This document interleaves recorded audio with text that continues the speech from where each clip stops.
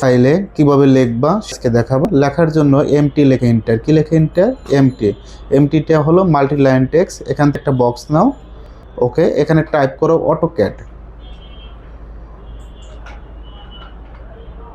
AutoCAD CAD. Okay, control A দিয়ে select করো। তারপর ফন্টের এটা সিলেক্ট করো, ফন্টের সাইজটা এটা 10 ইঞ্চি দাও, 10 ইঞ্চি। তারপর ওকে দাও, বাইরের দিকে ক্লিক করো। ওকে, ছোট করো, জুম করো। এখন যদি যে এই অটোক্যাড 2D লিখতে হবে, লিখতে পারবা? MT enter. আর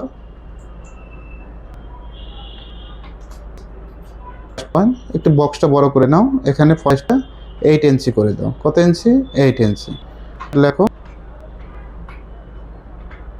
স্পেস 2D, তারপর ডি দাও।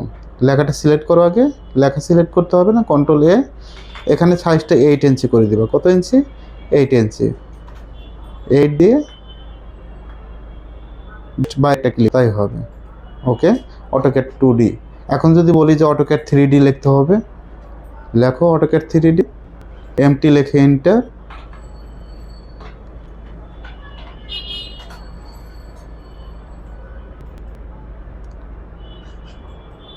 এখানে লেখো অটোক্যাড 3D।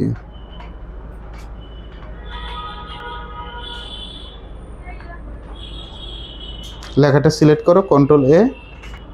এখান থেকে তুমি এটা দিয়ে দিবে হলো 7 ইঞ্চি। কত ইঞ্চি? 7। ওকে, জাস্ট বাইরে আউটসাইডে ক্লিক করো, জাস্ট ক্লিক। ওকে, এটা অটোক্যাড 2D, এটা অটোক্যাড আর অটোক্যাড 3D। এভাবে চাইলে খুব সহজেই মাল্টি লাইন টেক্সটের মাধ্যমে অটোক্যাডে লিখতে পারবা।